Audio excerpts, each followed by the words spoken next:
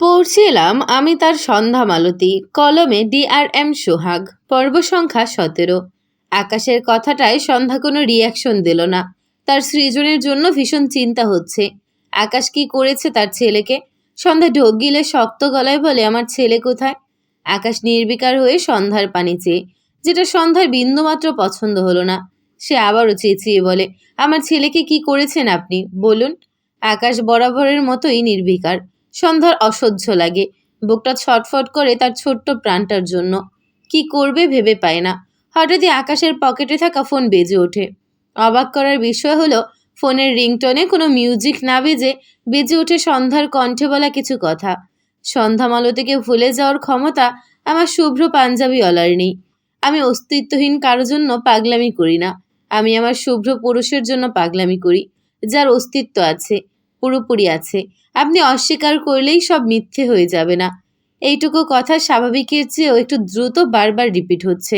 সন্ধ্যা বিস্ময় দৃষ্টিতে তাকায় আকাশের দিকে। বোঝা যাচ্ছে কথাগুলো ফোনে বাজছে, আর সেটা আকাশের দিক থেকে আসছে। আকাশ দ্রুত পকেট থেকে ফোন বের করে কল কেটে দেয়। শুকনো ঢোক গিলে সন্ধ্যার দিকে তাকালে চোখে পড়ে সন্ধ্যার বিস্ময় দৃষ্টি। আকাশ বিব্রত বোধ করে, উল্টো ঘুরে সন্ধ্যার থেকে কয়েক হাত দূরে গিয়ে ডান দিকে ফিরে তাকায়। আকাশের করা কাণ্ডে সন্ধ্যা বিস্মিতর উপর বিস্মিত হয়। স্পষ্ট দেখলো আকাশ ব্যস্ত হাতে ফোন কেটে তার সামনে থেকে যেন পালালো। আকাশ এমনটা কেন করলো সন্ধ্যা বুঝতে পারে না। তার মনে আছে, আকাশ হারিয়ে যাওয়ার পর প্রথম আকাশকে খুঁজে পেয়ে সন্ধ্যা আকাশের জন্য এভাবে পাগলামি করে আরো অনেক কথা বলতো। সেগুলোর মাঝে এই কথাগুলোও ছিল, কিন্তু তখন তো আকাশ তার সাথে খুব দুর্ব্যবহার করত। কিন্তু এখন সেই কথাগুলো আকাশের ফোনে রেকর্ড হওয়া অবস্থায় পাওয়া যাচ্ছে কি করে? সন্ধ্যা দ্রুত পায়ে এগিয়ে এসে একদম আকাশের সম্মুখ বরাবর দাঁড়ায়। বিস্ময় দৃষ্টি রাখে আকাশের বিব্রতিকর মুখপানে। সন্ধ্যাকে নিজের সামনে দেখে আকাশ গলা ঝাড়ল। বিরক্ত কণ্ঠে বলে, কি প্রবলেম? দূরে সরে দাঁড়াও, আমাদের এখনো বিয়ে হয়নি, জানো না? আকাশের কথা সন্ধ্যা শুনল কি না কে জানে। সে তো আকাশের করা কাজে হতবাক হয়ে গিয়েছে। আকাশ মাঝে মাঝে অদ্ভুত কথা বলে। ওই তো সকালের দিকে ডিএনএর ব্যাপারে একটা অদ্ভুত কথা বলেছিল। আর এখন সন্ধ্যার মস্তিষ্ক এলোমেলো লাগে। শুকনো ঢোক গিলে বলতে নাই আপনি, এইটুকু বলতেই আকাশ ডান হাতে সন্ধ্যার মুখ চেপে ধরে। থমথমে মুখে সন্ধ্যার চোখে চোখ রেখে কিছুক্ষণ চেয়ে থাকে। এরপর সন্ধ্যার দিকে আরেকটু এগিয়ে এসে সন্ধ্যার মুখ বরাবর তার মুখ রেখে চাপা স্বরে বলে, সাঁতার না জানা ব্যক্তিটাই কেবল জানে গভীর সমুদ্রে হারিয়ে যাওয়ার যন্ত্রণা ঠিক কতখানি। আর সেই যন্ত্রণা বাড়ানোর জন্য সমুদ্রের পাড়ে দাঁড়ানো আপন মানুষগুলোর বিতৃষ্ণা ভরা মুখগুলোই যথেষ্ট, যারা জেনে বুঝে ভুলে যায় গভীর সমুদ্রে হারিয়ে যাওয়া মানুষটা সাঁতার জানে না। কথাটা বলে আকাশ সন্ধ্যার মুখ থেকে হাত সরিয়ে নেয়, দৃষ্টি ফিরিয়ে হাতের ফোনে নিবদ্ধ করে। সম্পূর্ণ মনোযোগ সেখানে দেওয়ার চেষ্টা করে। কিন্তু আকাশ কথাটা দ্বারা কি বোঝালো? সন্ধ্যা কি বুঝলো? বুঝলো না বোধহয়। আবার মনে হলো খুব বুঝলো। আকাশের অ্যাক্সিডেন্টটা যে হবে এটা তো আকাশ জানতো না। আয়না তো জানতো সে তার স্মৃতি হারাবে। স্মৃতি হারিয়ে সন্ধ্যা আর তার ভাইয়ের সাথে কতই না অমানবিক আচরণ করেছে। আজ সকালেও তো করেছে। এখন তার বাচ্চাটাকেও ছাড়ছে না। কিন্তু আকাশ থেকে থেকে এমন কথা কেন বলে, যেন আকাশ সবকিছু জেনে বুঝে করেছে। এই যে মাত্র বলা আকাশের কথাটা দ্বারা আকাশ কি এটা বোঝালো না যে সে আকাশের থেকে মুখ ফিরিয়ে নিয়ে ভুল করেছে? কিন্তু সে আর কত সহ্য করবে? বারবার তার প্রিয় মানুষগুলোকে খুন করতে যাওয়া মানুষের দিকে সে ঠিক কতক্ষণ ভালোবাসার নজরে তাকাবে? এসব ভাবনার চেয়ে বেশি ভাবনার বিষয় হয়ে দাঁড়ায় আকাশ এমন কথা কেন বলেছে, যেখানে আজও আকাশের কিছু মনেই পড়েনি। সন্ধ্যা সেই কবেই আশা ছেড়ে দিয়েছে। সে মেনে নিয়েছে তার ভালোবাসার আকাশ হারিয়ে গিয়েছে, মরে গিয়েছে। যে আকাশ তাকে ভীষণ ভালোবাসতো, ভীষণ, সে আর ফিরবে না। কিন্তু এতগুলো বছর পর হঠাৎ কোথা থেকে আকাশ তার সামনে এসে মাঝে মাঝে সে আগের আকাশের মতো উকি দিচ্ছে। এত এত কথা ভেবে সন্ধ্যার চোখ দুটো ভরে ওঠে। এতগুলো বছর পেরিয়ে যাওয়ার পর আজকের দিনগুলোয় দাঁড়িয়ে সন্ধ্যার মনে হয় আকাশ তার জীবনে ফিরবে। এর চেয়ে বড় দুঃস্বপ্ন আর কিছুই হতে পারে না। ভাবনার মাঝে আকাশ তার ফোন সন্ধ্যার সামনে ধরে। ফোনের ওপাশ থেকে নিয়াজ হাঁপানো কণ্ঠে বলে, আকাশ কি করছো তুমি এসব? সৃজনকে কাদের কাছে দত্তক দিচ্ছ তুমি? আমি কিছুতেই বাচ্চা ছেলেটিকে আটকে রাখতে পারলাম না। এত কাঁদছিল ও। প্লিজ এরকম করো না আকাশ, একটাবার আমার কথা শোনো। আকাশ আকাশ কল কেটে দেয়, দৃষ্টি সন্ধ্যার পানে। সন্ধ্যা বিস্ময় দৃষ্টিতে তাকে আকাশের দিকে। এতক্ষণের সব ভাবনায় এক বালতি জল ঢেলে পড়ল মনে হলো। যেটুকু জলকণা চোখ জোড়ায় ভরেছিল এর উপর আরও খানিক জলকণা ভরে গড়িয়ে পড়ে দুগালে।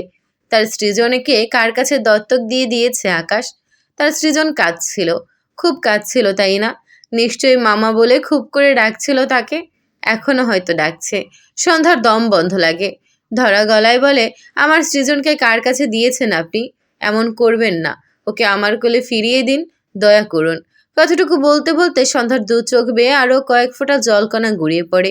আকাশ সন্ধ্যার দিকে নির্বিকার ভঙ্গিতে চেয়ে রয়। ফোঁস করে শ্বাস ফেলে বলে, শর্ত অনুযায়ী তোমার ভাই বাড়ি ফিরেছে আর তোমার ছেলে দত্তক থাকছে। শর্তের বাইরে কিছু করিনি আমি, তাই আমার কাছে অযথা রিকোয়েস্ট না করাই বেটার। ওকে। সন্ধ্যা মানল না। সে রাগ করতে চাইল, খুব রাগ দেখাতে ইচ্ছে করলো আকাশকে, খুব শক্ত কথা শোনাতে ইচ্ছে করলো, কিন্তু সে কেন যেন এসব এবার পারল না। ওভাবে সে সৃজনকে পাবে না। কোথায় কার কাছে আছে তার ছেলে? সে যে কিচ্ছু জানে না। সন্ধ্যা দুহাত একসাথে জমা করে অসহায় কণ্ঠে বলে, শুধু আমার বাচ্চাকে ঘিরে শর্তটি তুলে নিন প্লিজ। আমি আপনার সব কথা শুনবো। দয়া করে আমার সৃজনকে আমার থেকে কেড়ে নেবেন না। প্লিজ ওকে দিয়ে দিন আমাকে। সন্ধ্যার দু চোখ বেয়ে নোনা জল গড়ায়। সে কত করে চাইল এই জলকণাগুলো বের না করতে, কিন্তু সে ব্যর্থ। সে ভেঙে যাচ্ছে, আবারও সে ভেঙে যাচ্ছে। তার সৃজন হারিয়ে গেছে। অন্য কেউ তার সৃজনকে নিয়ে গেছে। ও অন্যদের পরিচয়ে বড় হবে। সে যে তার ছোট্ট প্রাণ ছাড়া থাকতে পারে না। তার বাঁচার নতুন পথ তার সৃজন। সে চলে গেলে সন্ধ্যা কি করে চলবে? আকাশ সন্ধ্যার দিকে তাকিয়ে শুকনো ঢোক গিলল। দ্রুত সন্ধ্যার মুখ থেকে দৃষ্টি ফিরিয়ে নেয়, উল্টো দিকে ঘুরতে নেয়। কিন্তু সন্ধ্যা দু হাতে আকাশের কোটের কলার টেনে ধরে ভেজা কণ্ঠে বলে, প্লিজ আমার এই কথাটা রাখুন। সৃজন আমাকে ছাড়া কখনো থাকেনি। ও ভীষণ কাঁদছে আমি জানি। দয়া করে আমার বাচ্চাটাকে আমার কাছে ফিরিয়ে দিন। আমি আমি আপনাকে কথা দিচ্ছি, আমি আপনার সব কথা শুনবো। দয়া করুন। আকাশের দৃষ্টি এলোমেলো। সে সন্ধ্যার চোখে তার চোখ স্থির রাখতে পারে না। নিঃশ্বাস ভারী হয়ে আসে। চোখ বুঝল সে। বড় করে দুবার শ্বাস নিয়ে চোখ মিলে তাকায়। সন্ধ্যার কান্নামাখা মুখের দিকে চেয়ে ঢোক গিলল আকাশ। ডান হাত বাড়িয়ে তার কোর্টে রাখা সন্ধ্যার হাত দুটো সরিয়ে দেয়। একটা শব্দ উচ্চারণ করলো না মুখ দিয়ে। সন্ধ্যাকে সরিয়ে দিয়ে শক্ত পাথরের ন্যায় উল্টো দিকে ফিরে দোপা এগোলে সন্ধ্যা চেঁচিয়ে ওঠে, একটা জানোয়ার তুই! মায়ের কোল খালি করতে একটুও বুক কাঁপে না, তাই না? কথাটা বলতে বলতে সন্ধ্যা আবারও আকাশের সামনে এসে দাঁড়ায়। দু হাতে আকাশের বুকে গায়ের জোরে একটা ধাক্কা দিয়ে চেঁচিয়ে বলে, আমার সৃজনকে ফেরত না দিয়ে কোথাও যেতে পারবি না তুই। আমি ওকে খুব কষ্টে বড় করেছি। ও আমার খুব যত্নের। কথাগুলো বলতে বলতে সন্ধ্যা ভেঙে আসে। এগিয়ে এসে আবারও আকাশের কাছে দুহাত জমা করে অনুরোধ করে, একটু দয়া করুন, আমার সৃজনকে আমার কোলে ফিরিয়ে দিন। ওকে ছাড়া আমি ঘুমোতে পারি না। আমি একদম মরে গিয়েছিলাম। ও আমাকে বাঁচতে শিখিয়েছে। ও হারিয়ে গেলে আমি এবার সত্যি মরে যাব। আমার বেঁচে থাকার একটা অবলম্বনকে কেড়ে নেবেন না। আপনার মায়ের রক্ত আপনি। আপনার মা খুব ভালো মনের মানুষ। আপনি তার ছেলে হয়ে একটা মায়ের কোল খালি করবেন কি করে বলুন? পারবেন না আপনি, তাই না? ওকে এনে দিন আমার কাছে। কথাগুলো বলতে বলতে সন্ধ্যা আকাশের পায়ের কাছে বসে পড়ে। দু হাতে আকাশের বাম পা জড়িয়ে কান্নামাখা গলায় বিড়বিড়িয়ে বলে, আমার সৃজনকে এনে দিন। আমার শক্তিকে আমার থেকে কেড়ে নিয়ে আমাকে আর দুর্বল করবেন না। আমি আমার ছেলেকে নিয়ে অনেক দূরে চলে যাব। দয়া করে আমার বাচ্চাটাকে আমার কোলে দিয়ে দিন। এক ছেলের বাবার কাছে সেই ছেলের মায়ের কি করুণ আকুতি! দত্তক দেওয়া মানে যে ছেলেকে অন্যের ছেলের নামে দলিল করা। এই কথা তো সন্ধ্যা খুব বোঝে। তার সৃজনকে, তার পেটের সন্তানকে, তার ভালোবাসার অংশকে সে কি করে হারাতে দেবে? আর কবছর গেলে যে সে সৃজনকে আর চিনতেও পারবে না। আকাশ শক্ত রোবটের ন্যায় দাঁড়িয়ে আছে। দৃষ্টি কোন অজানায় কে জানে। চোখ দুটো টকটকে লাল। বুক চেপে আসছে। অথচ উপর থেকে তাকে দেখে মনে হচ্ছে সে এক পাথরের মূর্তি, যার নেই কোনো অনুভূতি, নেই কোনো চাওয়া, নেই কোনো পাওয়া। সে শুধু মানুষকে কাঁদিয়ে বেড়ায়, যার মধ্যে অন্যতম তার এককালের সন্ধ্যা মালতী।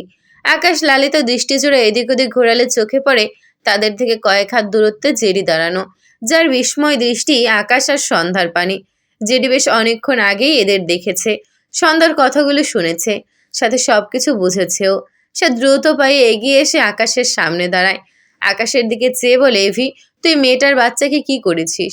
মেয়েটা আর বাচ্চা ছেলেটা তোর কি এমন ক্ষতি করেছে এভি? ওদের সাথে কেন এমন করছিস? আকাশ নির্বিকার, দৃষ্টি জেডির পানে। জেডি আকাশকে চুপ দেখে বিরক্ত হয়ে বলে, এভি, সৃজনকে কার কাছে পাঠিয়ে দিয়েছিস? বলে দে, মেয়েটা কাঁদছে। আকাশ ঢোক গিলে শক্ত গলায় শব্দ করে বলে, ইম্পসিবল। কথাটা সন্ধ্যার কানে গেল। বুকটা হু হু করে উঠল। তবে কি সে সত্যি তার সৃজনকে হারিয়ে ফেলবে?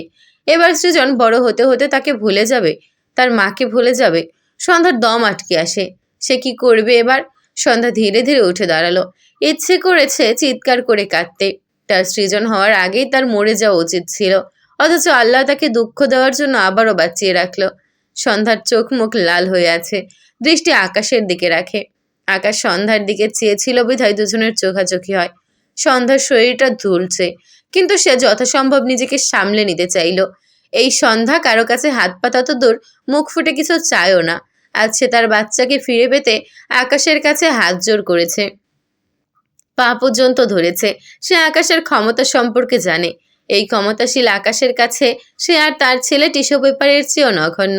সন্ধ্যা এটাও জানে, এমন মানুষের থেকে তার ছেলেকে কি করে পাবে মাথা কাজ করছিল না। একটা অনুভূতিহীন যন্ত্রের মতো রোবটের পায়ে পড়ে ছেলেকে ফিরিয়ে চেয়েছে। নিজের মান কমিয়েছে, এতে তার দুঃখ নেই। দুঃখ একটাই, এত কিছুর পরও লোকটির মুখ থেকে বের হওয়া ইম্পসিবল শব্দটি। সন্ধ্যা আকাশের দিকে চেয়ে বিড়বিড় করে, অমানুষ। সন্ধ্যার বলা শব্দটি আকাশ আর জেরি দুজনেই শুনতে পেয়েছে। আকাশ কোনো রিয়্যাক্ট করল না, চুপচাপ সন্ধ্যার দিকে চেয়ে রইল। সন্ধ্যা আকাশের শরীর লক্ষ্য করল, কাঙ্ক্ষিত জিনিস চোখে পড়ল না। কিছু একটা ভেবে ঘাড় ঘুরিয়ে জেডির দিকে তাকায়। জেডির কোটের ফাঁক দিয়ে বেরিয়ে আছে পিস্তল। কাঙ্ক্ষিত জিনিসটি সন্ধ্যার চোখে পড়তেই সে চোখের পলকে জেডির কোমরে গুজে রাখা পিস্তলটি টান মেরে দু হাতে ধরে রেখে আকাশের দিকে তাক করে ধরে। রাগান্বিত স্বরে বলে, আমার বাচ্চাকে আমার কাছে এনে না দিলে তোকে একদম খুন করে ফেলবো আমি। আকাশ জেডি দুজনেই সন্ধ্যাকে লক্ষ্য করছিল। সন্ধ্যা হঠাৎ এমন কাজ করবে কেউ বুঝতেই পারেনি। জেডি একবার সন্ধ্যার দিকে তাকায় তো একবার সন্ধ্যা ধরে রাখা পিস্তলের দিকে। বিড়বিড় করে, কি ডেঞ্জারাস। এদিকে এতক্ষণ আকাশ নির্বিকার থাকলেও এবার সন্ধ্যার কাণ্ডে সামান্য ঠোঁট বাঁকালো। এগিয়ে এসে একদম সন্ধ্যার মুখোমুখি দাঁড়ায়। সন্ধ্যার তাক করে রাখা পিস্তলটি তার বুক বরাবর ছুঁই ছুঁই। আকাশ সেদিকে ভুরুক্ষেপ করল না। সে সন্ধ্যার ভেজা শক্ত মুখের দিকে চেয়ে গলা নামিয়ে বলে, মেয়ে মানুষ গিরগিটির মতো রং বদলায়, কিন্তু মনে একবার ভালোবাসার ফুল ফুটলে তখন তারাই আবার রং বদলাতে ভুলে যায়। মাঝে মাঝে আবার তাদের নীতিও বদলে যায়। এই যেমন কোনো এক সাহসী মেয়ে সবাইকে শাস্তি দিতে পারলেও বিশেষ মানুষের কাছে গিয়ে ঠেকে যায়। মনের মানুষকে যদি অপরাধী হিসেবে শাস্তি প্রদান করতে হয়, তাহলে সেই মারাত্মক সাহসী মেয়েটাই ভীষণ ভীতু হয়ে যায়। পিস্তল তাক করলেই হাত কাঁপে, ট্রিগারে আঙুল রাখলে না আবার হাত ব্লক হয়ে যায়। একটু সাবধানে, হ্যাঁ। সন্ধ্যার চোখে মুখে বিস্ময় ভর করে। আকাশ কথাটা দ্বারা কি বোঝালো? আকাশ একটু থেমে আবারও বলে, আমাকে মেরে ফেলার অপশনের পড়ে যাও। আগে তোমার হাতের কাঁপাকাঁপি স্টপ করতে সাকসেস হও কিনা দেখো। এরপর ট্রিগারে আঙুল রাখতে হবে, চাপ দিতে হবে, দৃষ্টি আমার দিকে রাখতে হবে। এখন অনেক কাজ বাকি। এবার সন্ধ্যা একা অবাক হয়নি, অবাক হয়েছে জেডিও। সে আকাশের উদ্দেশ্যে বলে, পাগলের মতো কি বলছিস?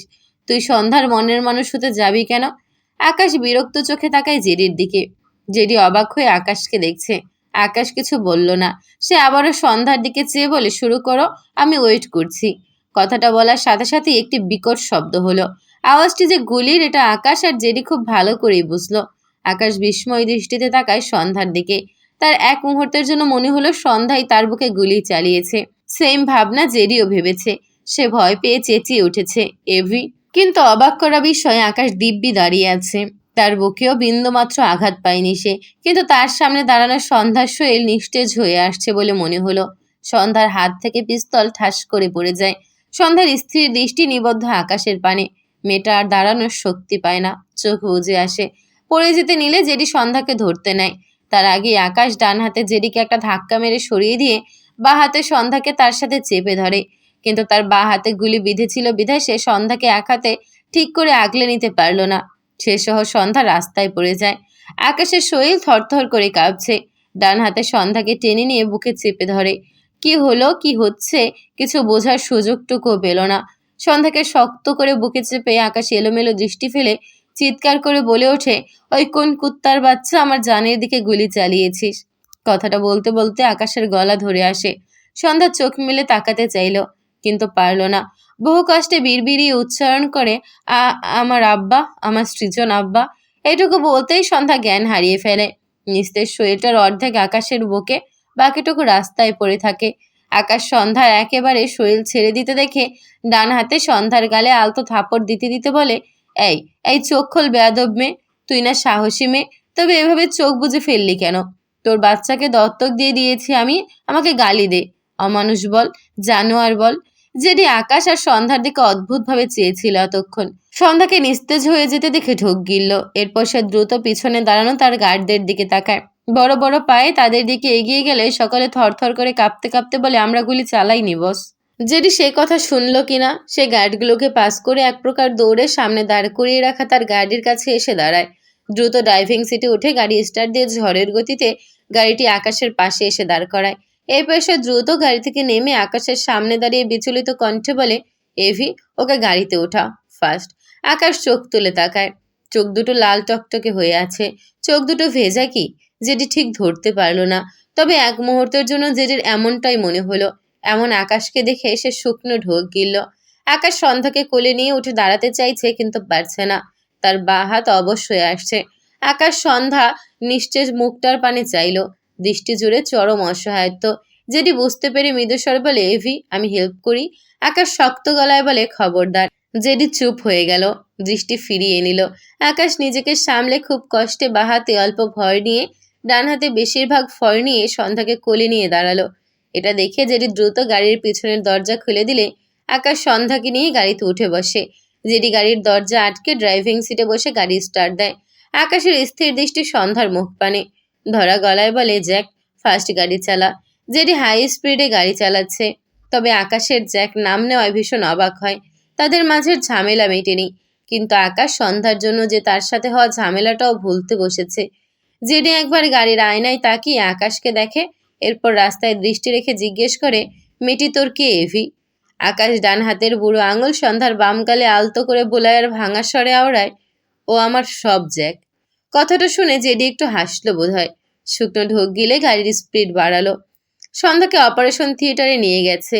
বাইরে দাঁড়ানো আকাশ আর জেডি। অপারেশন থিয়েটারে নিয়াজ আছে, সে সার্জারির ডক্টর। এজন্য সে সব কাজ ফেলে সন্ধ্যাকে হসপিটালে আনা মাত্র অপারেশন থিয়েটারে নিয়ে যায়। জেডি একটু পরপর আর চোখে আকাশের দিকে তাকায়। আকাশের বাঁ হাত গুলিবিদ্ধ, কিন্তু আকাশ সে হাতের চিকিৎসা না করিয়ে সেই তখন থেকে স্ট্যাচু হয়ে অপারেশন থিয়েটারের সামনে দাঁড়িয়ে আছে, যেন কোনো রোবট। জেডি আকাশকে অনেকবার বলেছে হাতের একটু ট্রিটমেন্ট করতে, কিন্তু আকাশ শোনেওনি। এক পর্যায়ে সে বেশি জোর করলে আকাশের ডান হাতের একটা শক্ত থাপ্পড় খেয়ে চুপ হয়ে গিয়েছে। কিছুক্ষণের মাঝেই নিয়াজ অপারেশন থিয়েটার থেকে বেরিয়ে আসে। একদম সামনে আকাশকে দেখে সাই না দেখার ভান করে চলে যেতে নিলে আকাশ ডান হাতে নিয়াজকে টেনে তার সামনে এনে বিচলিত কণ্ঠে জিজ্ঞেস করে, ও কেমন আছে? ওর কি লাইফ রিস্ক আছে? কোথায় গুলি লেগেছে? নিয়াজ রাগান্বিত স্বরে বলে, মরে গেছে ও। তোমার শান্তি হয়েছে?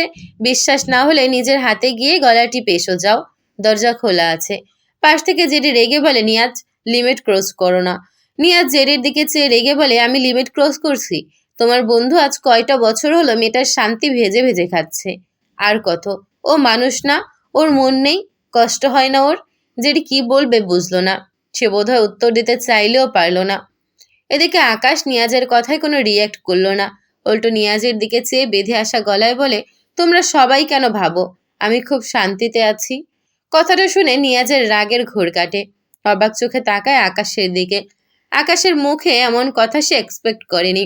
আকাশ নিয়াজকে ঠেলে থিয়েটারের ভেতর দিয়ে চায় আর বলে, ওকে সুস্থ কর, ফাস্ট করবে, নয়তো তুমি জিন্দা থাকবে না। লাস্ট কথাটা শক্ত শোনালো। নিয়াজ বিরক্তি কণ্ঠে বলে, মানুষকে মারার কাজটা খুব ভালো পারো, এটা ছাড়া আর কিছু কি পারো? আকাশ এবার ডান হাতে নিয়াজের কলার চেপে ধরে দাঁতে দাঁত চেপে বলে, আমি জানি আমি খারাপ মানুষ, এটা বারবার মনে করাতে হবে না তোমাকে। তুমি তোমার কাজ করো, আমার ওয়াইফকে সুস্থ করো, গো।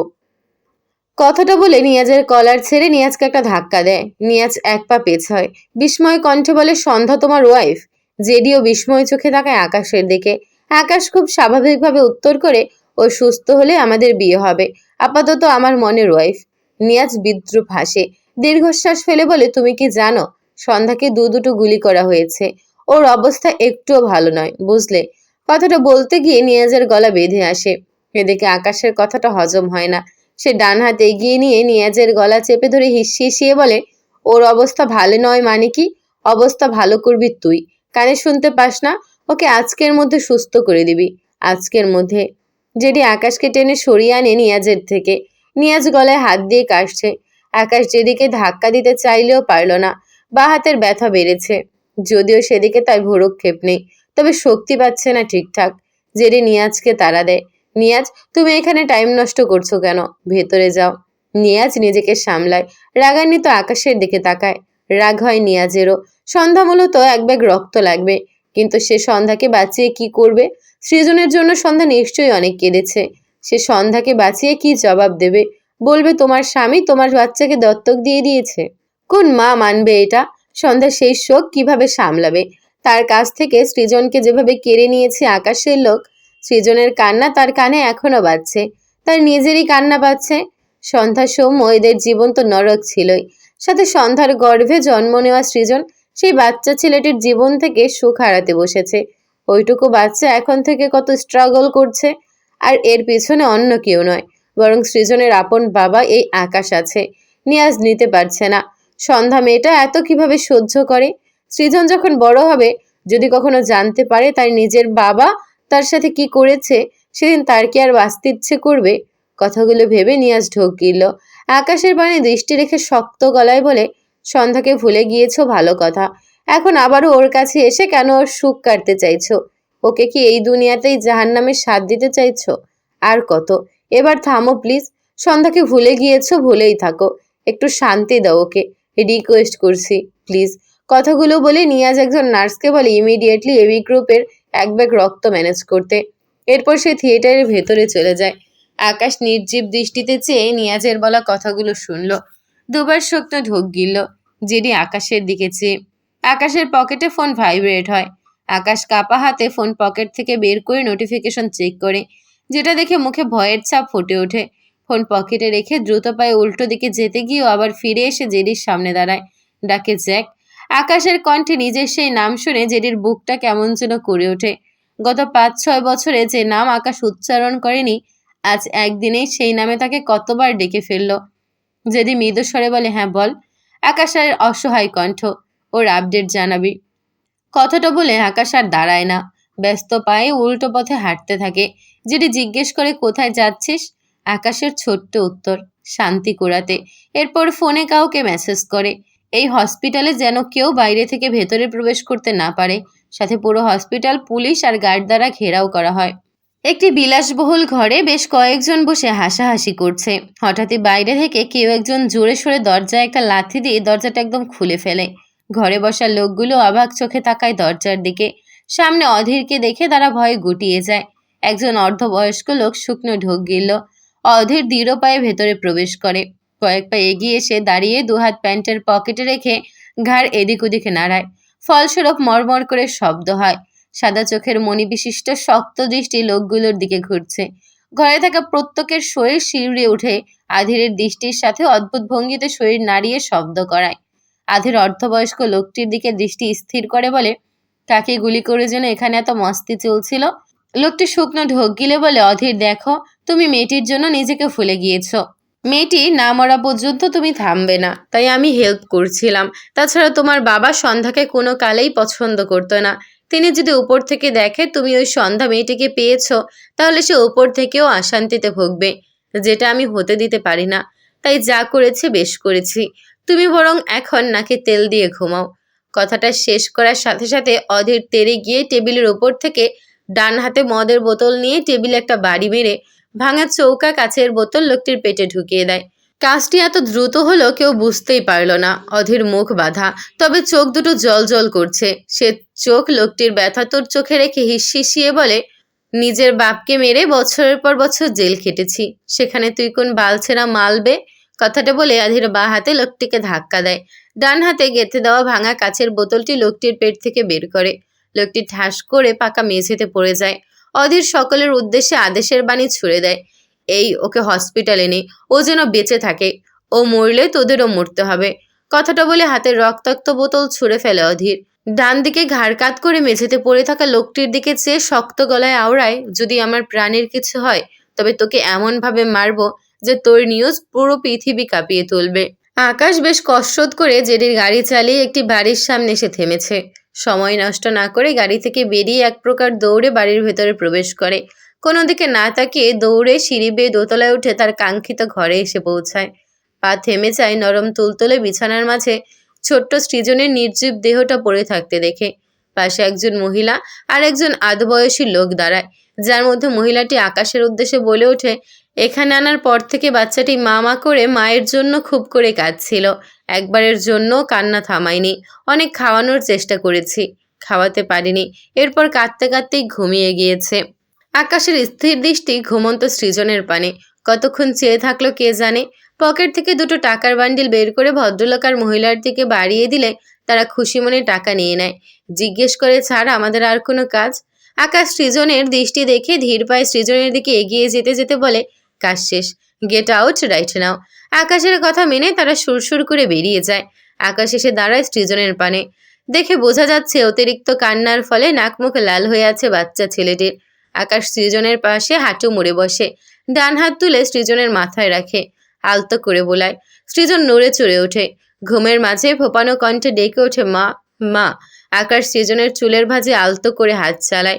সৃজন আবারও ঘুমে তলিয়ে যায়, শান্ত হয়ে পড়ে থাকে। আকাশের দৃষ্টি জুড়ে অসহায়ত্ব। ঢোক গিল দুবার। মাথা নিচু করে সৃজনের কপালে একটা চুমো আঁকে। কপালে ঠোঁট জোড়া ছুঁয়ে রেখেই ছোট্ট করে বলে, সরি। এরপর আকাশ মাথা তুলে দ্রুত সৃজনকে কোলে তুলে নেয়। এখানে আর দাঁড়ায় না, ব্যস্ত পায়ে বেরিয়ে যায় বাড়িটি থেকে। গাড়িতে এসে বসে। সৃজনকে গাড়ির ড্রাইভিং সিটের পাশের সিটে বসিয়ে দিয়ে গাড়ি স্টার্ট দেয়। প্রায় অনেকটা সময় ড্রাইভ করার পর একটি জায়গায় গিয়ে আকাশ গাড়ি থামায়। গাড়ি থেকে নেমে অপর পাশের দরজা খুলে ঘুমন্ত সৃজনকে আবারও কোলে তুলে নেয়। সৃজনের ঘুম ভাঙেনি। আকাশ বুঝেছে অতিরিক্ত কান্নার ফলে বাচ্চাটি দুর্বল হয়ে গিয়েছে, এজন্য কিছুতেই ঘুম ভাঙছে না সহজে। আকাশ এখানে দাঁড়িয়ে সময় নষ্ট করলো না। সে সৃজনকে কাঁধে নিয়ে এগোলো সামনের দিকে। 1 মিনিট 2 মিনিট এভাবে প্রায় 30 মিনিট শুধু রাস্তাতেই হাঁটলো আকাশ।